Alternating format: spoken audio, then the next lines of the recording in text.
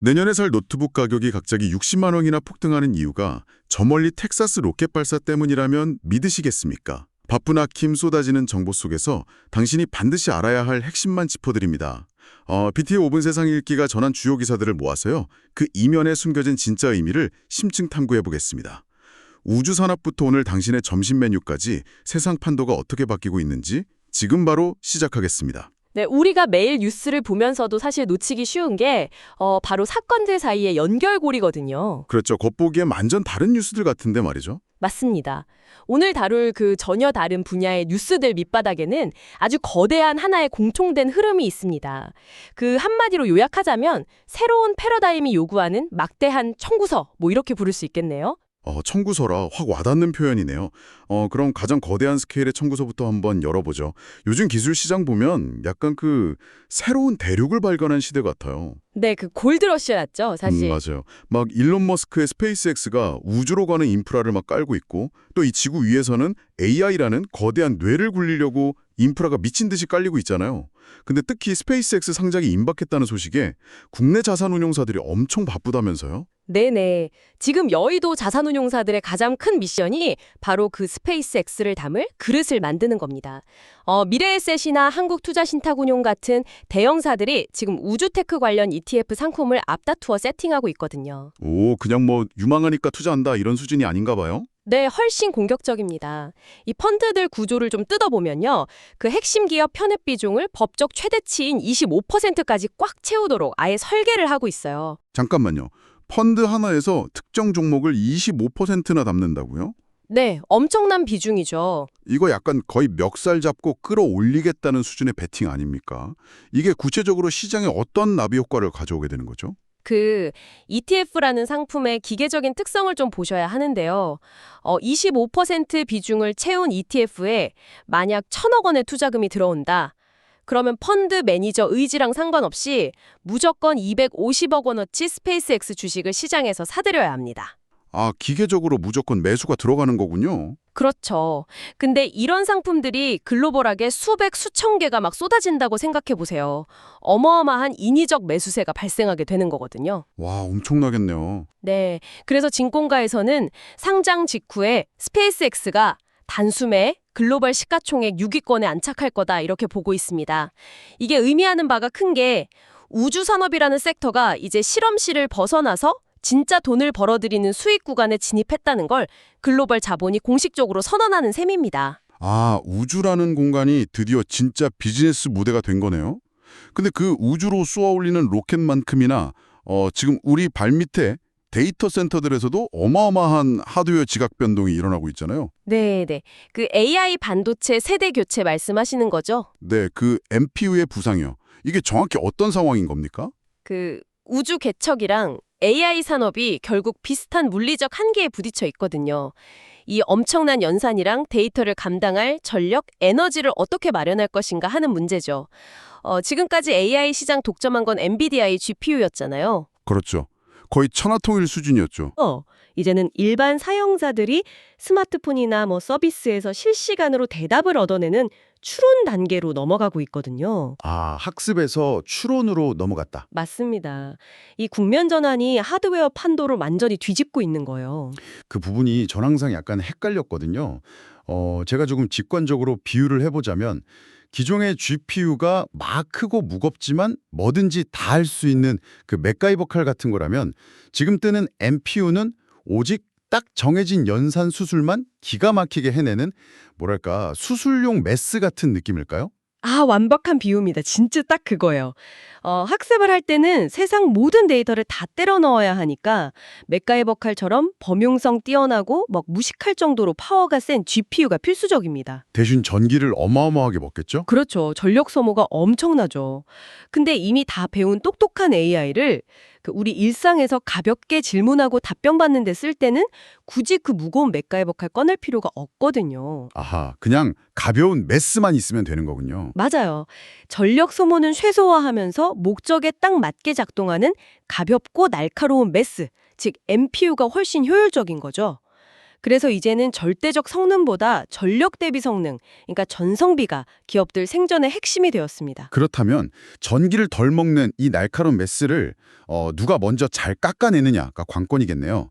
그래서 우리 기업들이 지금 독자적인 생태계, 그 한국형 딥시클 전략을 짠다고 난리인 거군요. 네, 발빠른 합종 연행이 막 일어나고 있죠. 그 SK텔레콤은 글로벌 기업 암이랑 국내 스타트업 리벨리온하고 연합군을 꾸렸고요. 오, 리벨리온. 네, 그리고 삼성 SDS는 퓨리오사 A랑 손잡고 뭐 구독형 NPU 클라우드 준비 중이고요. 산업 현장 적용도 되게 빨라요. 디벡스는 현대차, 롯데랑 협력하고 있고 모빌린트는 포스코 DX랑 물류 인프라 구축하고 있죠. 이게 그러니까 엔비디아라는 거대한 톡점 기업에 안 끌려다니고 우리끼리 칩 설계부터 서비스까지 다 해보자. 이런 사활을 건 움직임이네요. 맞습니다. 아주 절박한 생존 전략이죠.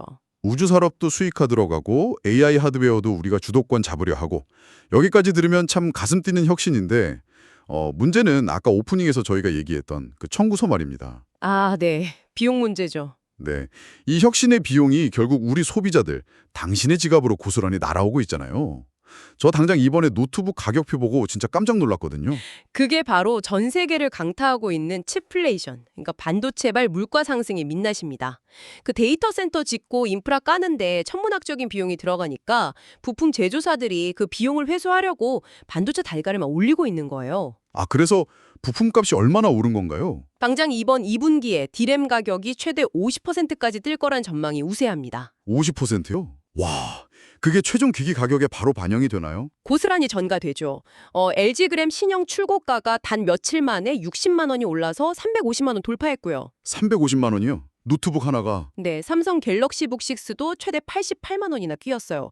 이게 끝이 아니라 뭐 플레이스테이션 5, 엑스박스 같은 콘솔 게임기 가격표도 다 바뀌고 있는 실정입니다.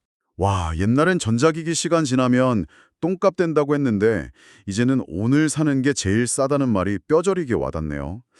청취자 당신도 지금 당장 뭐 최신 기종으로 갈아타기보단 배터리 교체하면서 기존 기기 수명을 최대한 연장하는 방어적 소비가 진짜 필요한 것 같습니다. 네, 산업 패러다임이 바뀔 때는 항상 이런 과도기적 비용 폭등이 발생하거든요.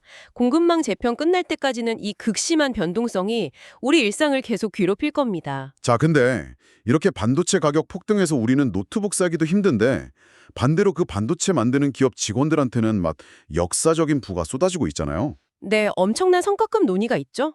여기서 두 번째 이야기로 좀 넘어가 보죠. 성과 보상의 명암입니다. 삼성전자 역대급 실적 냈다고 하던데 성과급 요구안이 장난 아니라고요? 네, 2026년 1분기에 삼성전자가 매출 133조 원, 영업이익 57조 원이라는 경이로운 실적을 냈습니다. 57조 원이요? 네, 메모리 반도체 가격 상승에다가 뭐 AI 특수까지 겹친 결과죠. 근데 이 막대한 이익을 두고 노조 측에서 되게 파격적인 요구안을 내놓았습니다. 얼마를 요구했길래요? 전 직원 1인당 평균 4억 8천만 원, 특히 실적 견인한 메모리 사업부에는 세전 기준 5억 6천만 원 수준의 성과급을 지급하라는 겁니다. 잠깐만요. 1인당 5억 6천만 원이요? 와, 이건 웬만한 직장인 한 10년치 연봉을 보너스로 한 방에 받겠다는 거잖아요. 그렇죠. 직장인 커뮤니티에서 막 삼성전자 사내 부부면 3년 빡세게 모아서 강남 40억 아파트 그냥 산다. 이런 시나리오가 도는 게 과장이 아니었네요. 근데 한편으로는 경영진 입장에서 기본급에 막 10배가 넘는 보너스를 주면 조직 내 위화감이나 갈등 같은 거 무시 못할 텐데요. 당연히 내부 진통이나 사회적 위화감 논란이 엄청 따를 수밖에 없죠.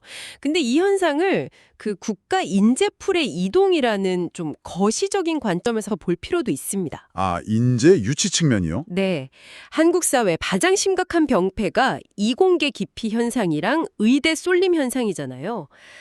엔지니어로 일해서 창출하는 부가 전문직 생애소득을 가볍게 압도한다.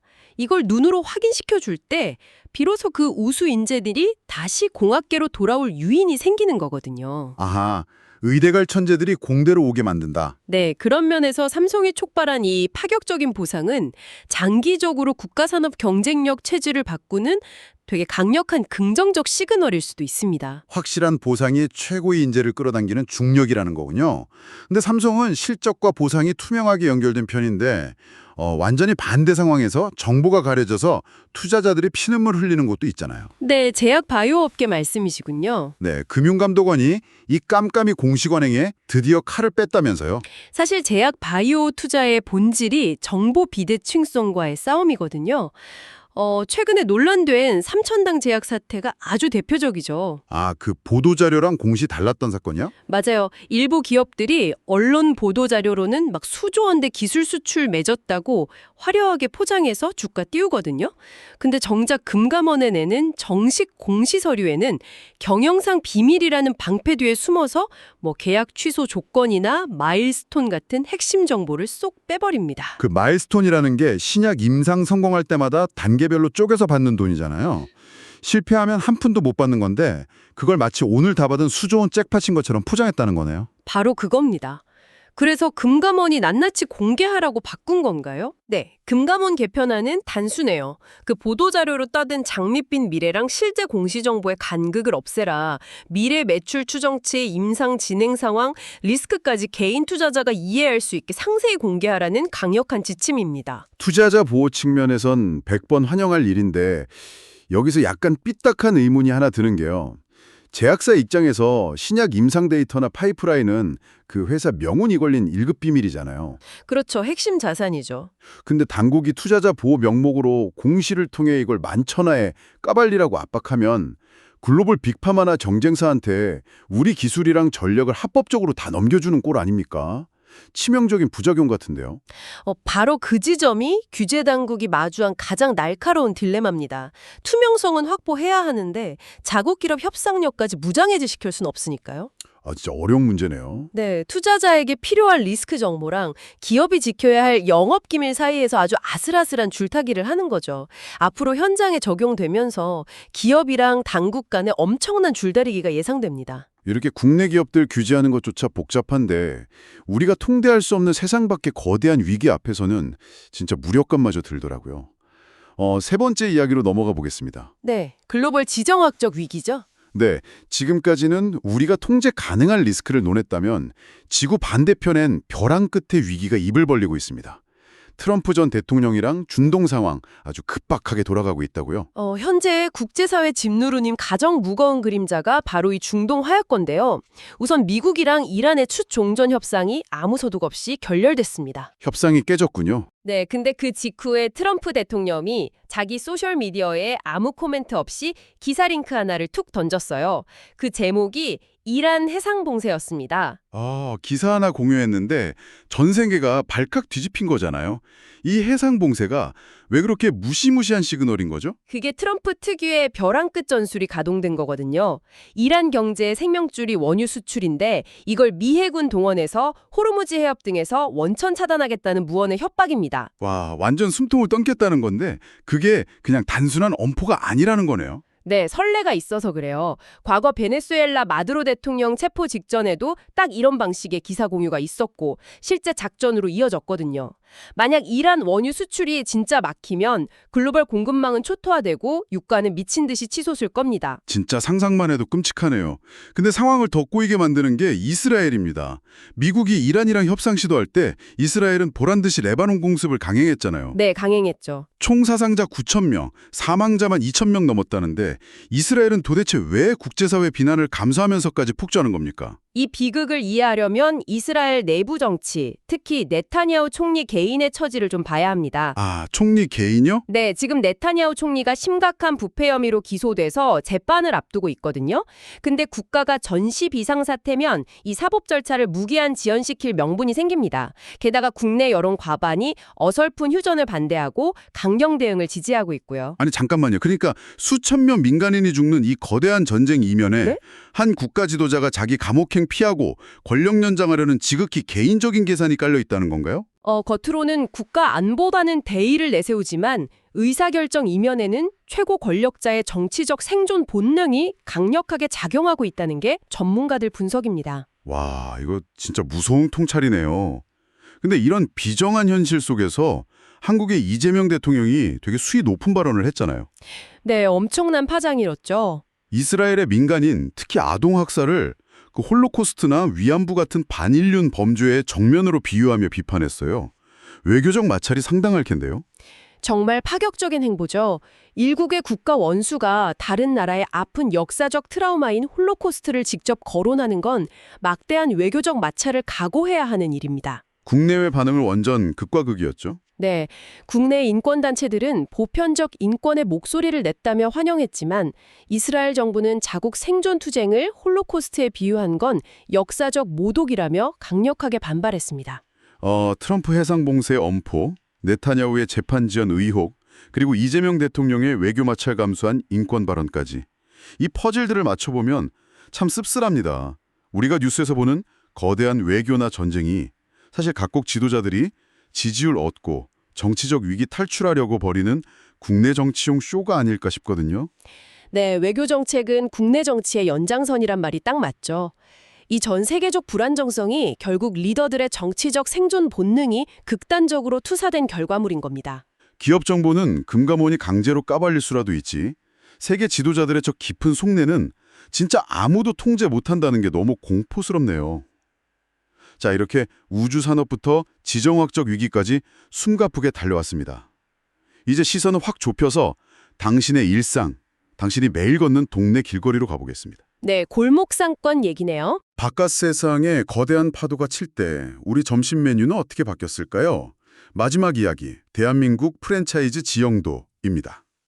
최근 공정위 데이터 보면요. 국내 프랜차이즈 가맹 점수가 38만 개를 돌파했습니다.